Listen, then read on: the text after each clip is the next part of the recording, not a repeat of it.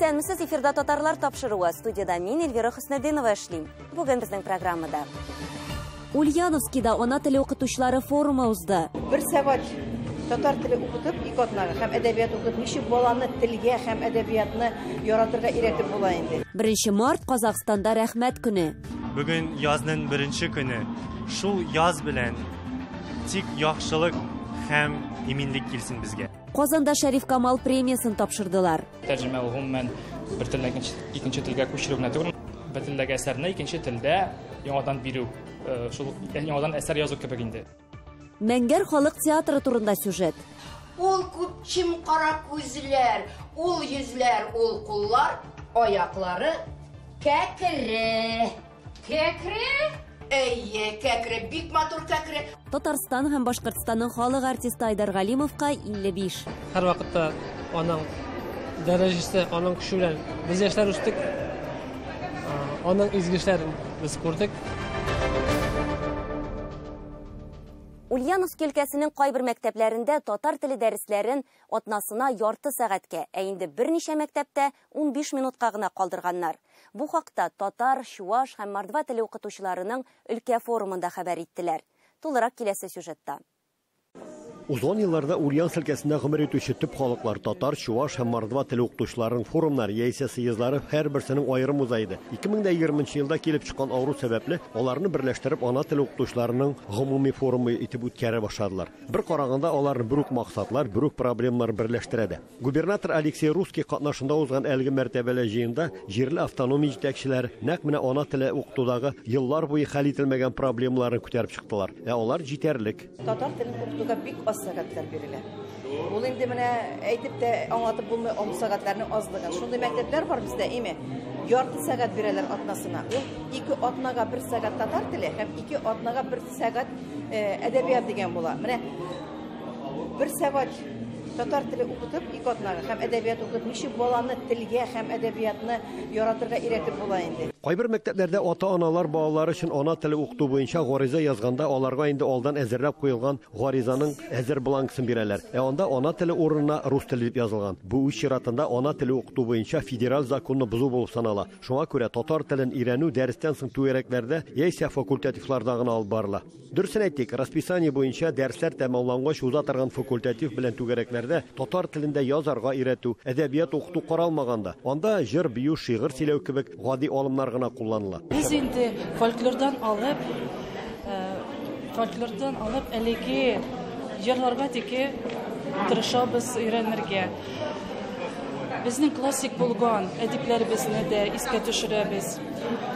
Татар телебезнең культурасын, нигезләрен, тарихын әз булса да дәресләребездә тырышабыз өйрәнергә. Әлеге дә баягы шул факультатив белән түгәрәкләргә сылтау итеп, шәһәр мәктәпләрендә генә түгел, хәтта татар авылларында да дәресләр саны ел саен кими бара. Кайбер районнарда әйме 0,25 издән ширик сәгать бик куйганнар мәктәпкә, татар телен өйрәтергә мәктәпләрдә. Ул инде карасаң, елына 8 сәгать дигән сүз. Бу бит кирәк әрнеткеч инде. Эшне дөрес итеп оештырган кайбер мәктәпләрдә татар телен дәресләрдә дә өйрәнәләр һәм факультатив белән түгәрәкләрне дә дөрес итеп куллана беләләр. Без инде дәрестән тыш тагын түгәрәкләрдә дә олимпиадаларга әзерләнәбез. Чөнки инде балаларның игътибары күбрәк, кызыксынулары бар. Шуңа күп карамасан инде без аларны һәр вакытта да төрле түгәрәкләрдә, дәрестән тыш араларда олимпиадаларга әзерлибез. 2 сәгать эчендә, аның бит 1 сәгате татар теле, 1 сәгате әдәбият. 2 сәгать эчендә татар теле, әдәбиятны берничек тә өйрәнеп бетеп булмый. Әдәбият ул киң итеп 2 сәгать үткәрсә дә әйбәт булыр иде. Түгәрәкләр алабыз, факультативларга үткәрәбез, олимпиадага әзерлисе бар инде балаларны, төрле чараларга катнаштырабыз. Шуңа күрә дәрестән соң түгәрәкләрдә катнашып өйрәнәбез. Ульяновск өлкәсенең Николаевка районы зур ширекле татар авылы мәктәбендә берничә йөз бала укый. Мәктәптә һәр сыйныфта да татар телен һәм әдәбиятын атнасына 2 сәгать укыталар. Рәхмәт Төхфәт Биктемиров Төхфәт Кәбировичка директорыбызга. 2 сәгать бара бездә. 1 сәгать татар теле, 1 сәгать әдәбият. Үзебезнең тырышлыгыбызны белән укучылар яратып йөриләр олимпиадаларга, өлкә олимпиадаларына, үзебездә район олимпиадаларына барыбыз барлык эштә катнашабыз. Тәҗрибәле мөгаллимә Ульяновск өлкәсенең һәм Татарстанның атказанган укытучысы Нәсиха апа Яһудина дөрес әйтә, ана теле сәгатьләренең саны беренче чиратта мәктәп директорларыннан тора. Ульяновск шәһәренең 28нче мәктәбе директоры, Россиянең атказанган укытучысы Әсқат Фәйзов та татар теле укыту буенча бай тәҗрибәсе булган укытучыларның берсе. Биредә ана теле 30 елдан артык дәрес буларак укытыла. Татар теле һәм әдәбияты безнең мәктәптә 1нче сыйныфтан башлап 11нче сыйныфка кадәр һәр класста 2 сәгать внеурочка формасында үткәрелә. Бу куелыннан башлап 5нче һәм 9нчы сыйныфларда берәр сәгать дәрес буларак укытыла. Безнең мәктәптә менә администрация тарафыннан бик зур ярдәм күрәм мин. Татар теленә бик зур таләпләр куела. Ана теле укытучыларының зур җыенында губернаторның шәхси катнашуы да төбәктә милли телләргә карата хөкүмәт ягыннан булган игътибар хакында сөйли. Мин инде ассызыклап әйтәсе килә, менә биредәге Ульяновск өлкәсендәге форумны. Бу төрле яктан караганда да бик зур тәҗрибә.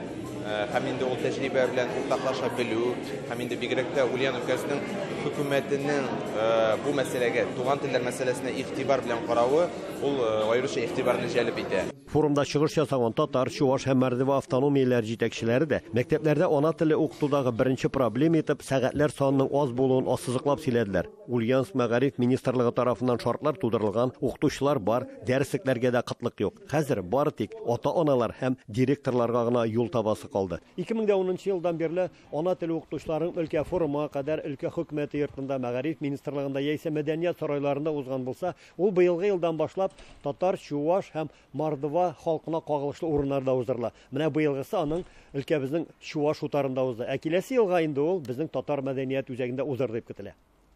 Ульяновск өлкәсеннән Рамис Сафин, татарлар.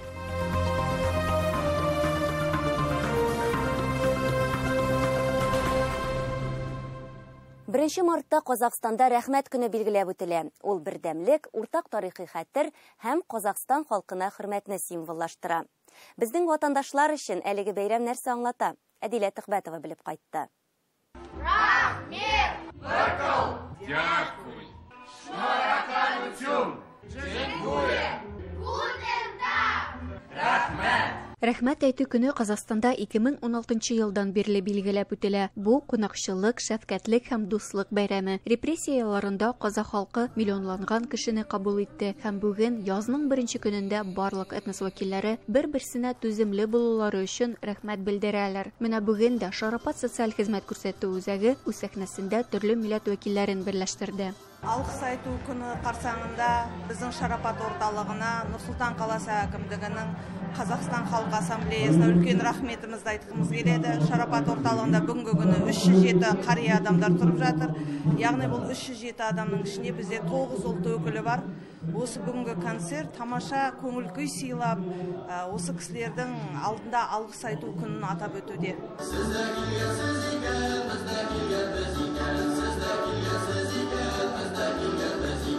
Бәйрәм концерт программасында башкала этно-мәдәни үзәкләренең иҗат ансамбльләре катнашты. Аларның һәркайсы үз халкының колоритын күрсәтергә тырышты. Безнең өчен бу бик кирәкле һәм бик затлы бәйрәм, чөнки кай җирдә булсак та, нинди халык булсак та, бер-беребезгә рәхмәт белдерүебез бу бик шат.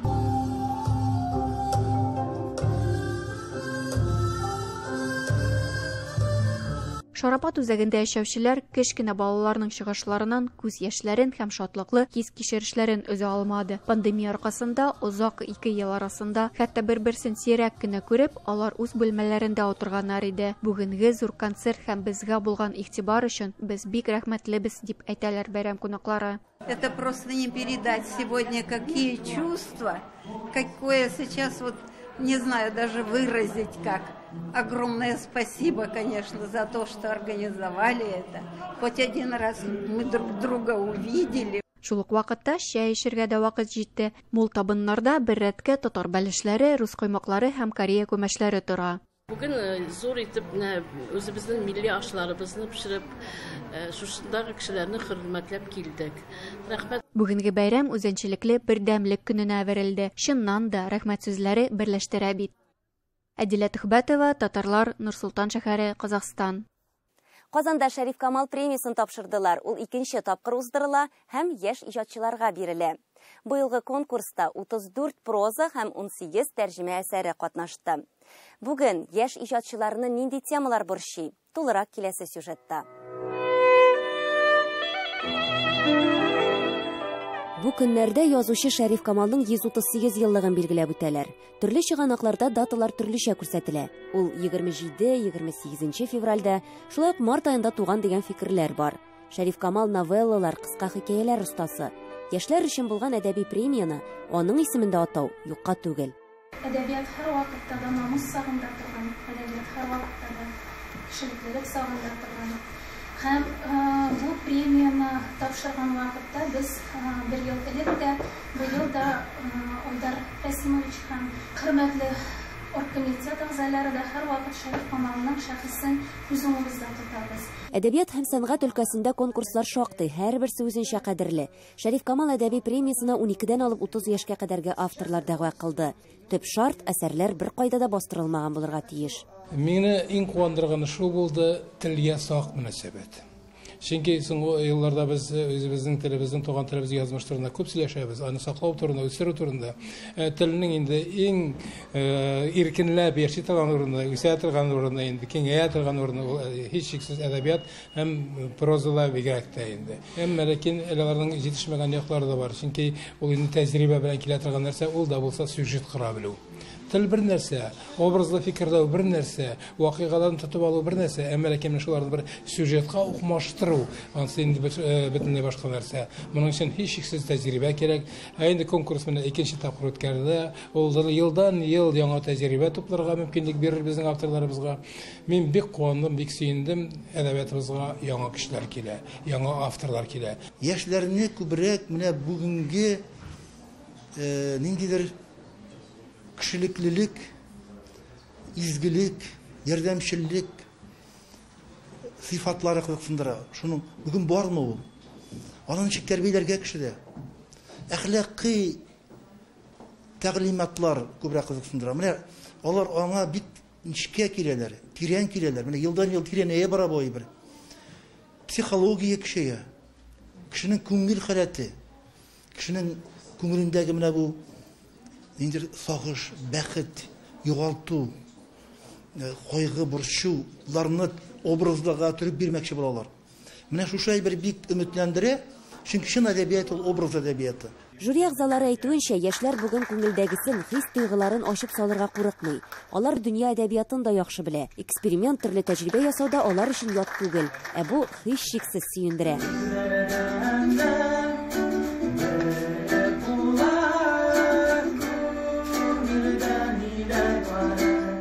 Булат Шәйми алман илендә укый, бәйгедә үзен тәрҗемә эшендә сынап карарга булган. Тик әдәби әсәрне алман теленә түгел, ә инглизчәгә күчергән. Бу юлы конкурсның тәрҗемә юнәлешендә катнашучыларга Шәриф Камалның Сукбай әсәре тәкъдим ителгән иде. Ул шырның лексикасын белергә кирәк һәм аның ни әйтергә теләгәнен аңлап, шуны бирергә кирәк инглиз телендә. Кайбер моментларда теге турыдан-туры тәрҗемә туры килми бит инде, тәрҗемә ул гомумән бер телдән икенче телгә күчерү генә түгел, бүген әйткәнчә ул инде бер телдәге әсәрне икенче телдә яңадан бирү, шул яңадан әсәр язу кебек инде, иҗади эш инде ул үзенә күрә. Әгәр дә бу тәрҗемәләр камилләштерелеп, язылып эшләнеп бетсә, ничә телдә Шәриф Камалның әсәрләрен укып аңлый алырлар, аның иҗаты белән таныша алырлар бит дигән фикер безне шуннан да сөендерде. Әдәби тәрҗемә номинациясына рус, төрек, инглиз, алман, гарәп, белорус, украин, япон, испан, корей теленнән тәрҗемә эшләре җибәргәннәр. Җиңүче булып Лилия Муллагалиева танылды. Ул укытучы булырга ниятли. Казан федераль университетында инглиз һәм алман телләрен өйрәнә икән. Үз вакытында миңа Аллаһка шөкер шундый мөмкинлек бирелде. Алманиягә барып кайтырга, мин анда ел ярым барып ел ярым укып кайттым. Һәм тәрҗемәчелек минем өчен бу беренче тәҗрибә әле дип әйтик. Моңа этәргеч булды шушы тәҗрибә минем Алманиягә барып кайту. Анда барып күп кешеләрнең безнең халкыбыз турында һич тә белмәве, әдәбиятны әйтәсе дә юк инде, шуңа әлеге конкурста катнашырга этәргәндер дип уйлыйм мин. Бәлки киләчәктә дә ала бирсәм, хәзер җиңеп кайткач тәрҗемәчелек белән шөгыльләнергә насыйп булыр. Чәчмә әсәр номинациясендә Кайбыш районы Борындык авылы кызы Айзилә Абдрахманова җиңү яулады. Ул Халыкара мөнәсәбәтләр институтының 1нче курсында укый. Жюри әгъзалары аның Нихәл әнкәй хикәясен бик югары бәяли. Минем бу бәйгедә катнашуым бәйгедә катнашу өчен түгел иде. Минем хикәям дә ул күңелемне бушатыр өчен, үземнең эчемдәге хис-кичерешләрдән арыныр өчен язылган иде. Бу хикәя минем күңел халәтем. Татар китабы йорты директоры Айдар Шәйхин җиңүчеләрне Шәриф Камалның эш өстәле торган бүлмәсенә чакырды. Бу үзенә күрә бер традиция. Бәйге җиңүчеләре язучыга дәрдемәнд бүләк иткән каләмне тотып, хис тәэсирләрен кәгазьгә төшерә. Бәйге язучының мирасын популярлаштыру да прозаның кече жанрында иҗат итүче авторларны барлау өчен дә мөһим. Моңа өстәп конкурс барышында белем бирү программасы да узды. Эльвира Хөснетдинова, Татарлар, Казан. Сез Татарлар тапшыруын карыйсыз. Программабызның 2нче өлешендә. Мәңгәр халык театры турында сюжет.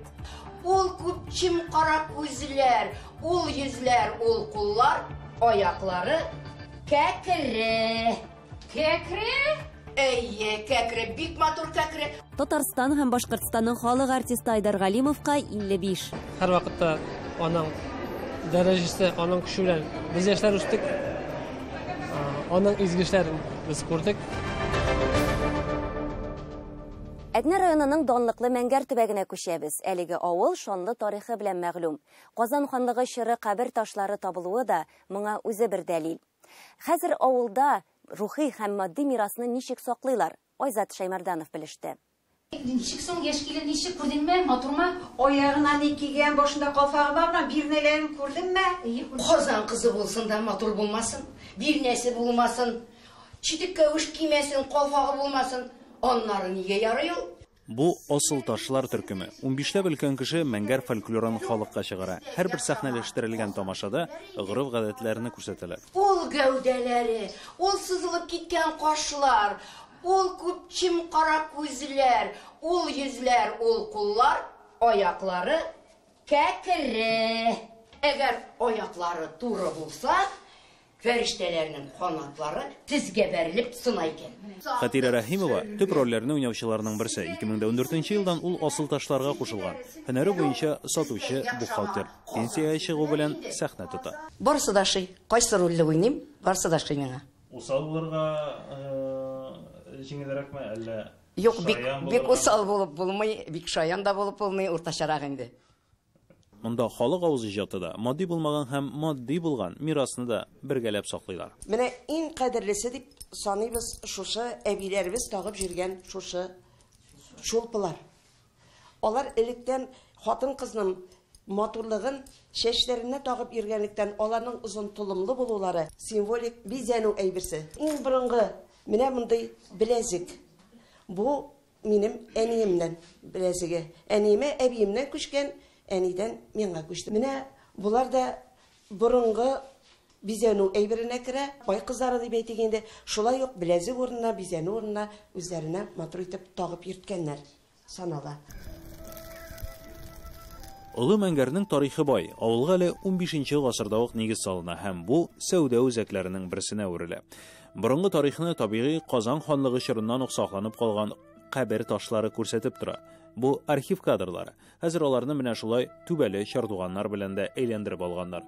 16нчы гасыр мирасы югала бара. Бу шуны саклап калуның бер омтылышы. Бүген Олы Мәңгәр авылы турында дистәләгән китап дөнья күрде. Иң беренчесе дип әйтәсем килә инде Марсел Әхмәтҗановның Олы Мәңгәр авыл тарихы.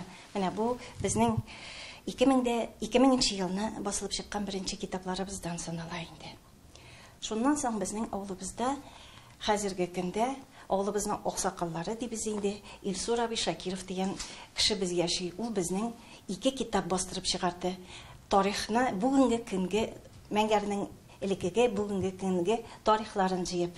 Иң куанычлысы безнең 2020 елны басылып чыккан Олы Мәңгәр авыл шәҗәрәсе дигән китабыбыз. Хәзер китапхана фондында 11,000 китап бар. 5,000-гә якыны татарныкы. Тик менә яңа татар китаплары гына вакытында килмидиләр. Фондыбызда менә әйткән вакытта татар китаплары белән инде тулысынча бик баетылып бетми. Китаплар бик күп чыга бит. Китап кибетенә керсәң, нинди генә матур гына китап юк. Әле алар безгә килеп җиткәнче бик күп вакытлар үтә инде. Ничә баетылып бетми? Bütün өр-яңалары килеп җитми? Өр-яңалары соңлап килә дип әйтәсем килә. Китапны яраталар, китапны сатып алып теге укыган кешеләр күбрәк тә булып нидәин татар китабына. Олы Мәңгәр авылында театр китап гомумән мәгърифәт аша мирасын саклыйлар. Һәр төбәктә татар халык ашларының үзенчәлекләре булган кебек, Мәңгәрдәге ризыклар да берсеннән-берсе төрле һәм аның турында горурланып сөйлиләр. Кунакларны каршы ала ипи туз, баллы чәкчәк. Татар халкына кунаклар килгән, киләчәк. Айза Шаймарданов, Татарлар, Әтнә районы. 2 бишлегә 2 медаль Уфада Татарстан һәм Башкортстанның халык артисты Айдар Галимов үзенең 55 яшьлек гомер бәйрәмен билгеләп үтте. Юбилей уңаеннан ул Татарстан Республикасы президенты Рөстәм Миңнеханов указы нигезендә ТССРның 100 еллыгы медале белән бүләкләнде. Шулай ук күрше республика башлыгы Ради Хабиров милләттәшебезгә Салават Юлаев исемендәге орденда тапшырды. Айдар Галимовны безнең хезмәттәшләр дә котлап кайтты.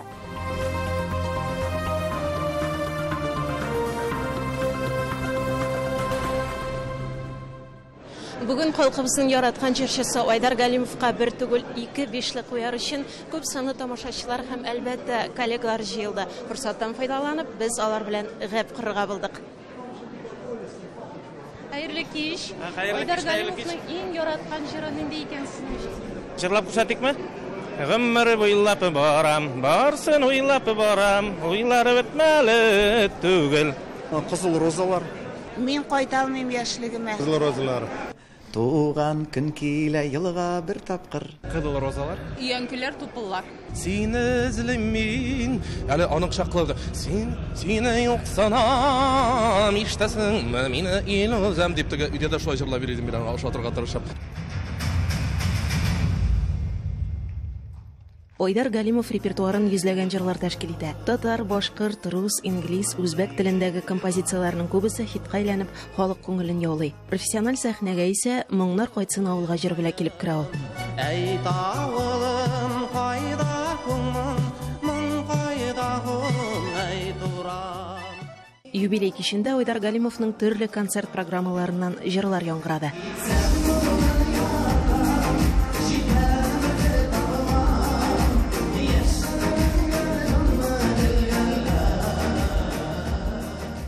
Шаклы җылы кешене мин күргәнем юк. Якты кеше, игелекле кеше, изгелекле кеше. Популяр җырчылар белән бергә сәхнә түренә бер артлы бүләкләүчеләр менде. Айдар Галимов Татарстан Республикасының мәдәни рухи мирасын саклауга һәм баетуга зур өлеш керткәне өчен президент Рөстәм Миңнеханов указы нигезендә ТССРның 100 еллыгы медале белән бүләкләнде.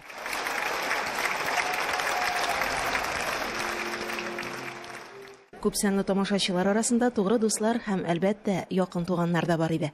Айдарны инде мин җырчы булыр дип уйламадым, бәләкәй чакта алай уйламыйбыз бит инде. Без бәләкәй чакта хор белән җырлый торганы юк мәктәптә. Айдарны солист итеп куя торганнар иде. Шул Чебурашка җырларын, Крейсер Аврора җырларын җырлап, солист булып җырлый торган иде. Аның инде мин җырларын, иҗатын 5 вакыттан карап киләмен. Кодам булыр да дип уйламаганым. Милләттәшебез Казакстанда туса да, Башкортстанның Миякә районы Олы Кәркәле авылында үсә. Юбилей кичендә аны тәбрикләргә дип якташлары килгән. Безнең якташ безнең үзенең җырларында, үзенең белгән сәләте белеме белән безнең туган якны мактый, туган якны күтәрә. Бу Айдарның туган йорты. Без аны кышкы шушындый карлар вакытында төшереп менә бүген Алла бирсә Айдарга бүләк итәбез дуслар исеменнән. Һәр вакытта аның дәрәҗәсе, аның көче белән без яшьләр үстек. Аның изгешләрен без күрдек. Шуңа безгә рәхмәтлебез. Кубатланмас тавышлы җырчыны халык моңлы булудан тыш гади, гадел һәм итәгатьле булган өчен яратуы мәгълүм. Айдар Галимовның тагын бер үзенчәлеге ул талантлы яшьләргә иҗат юлына ныклы басып алга атларга ярдәм итә. Бүген дә бу миссиягә тугры кала.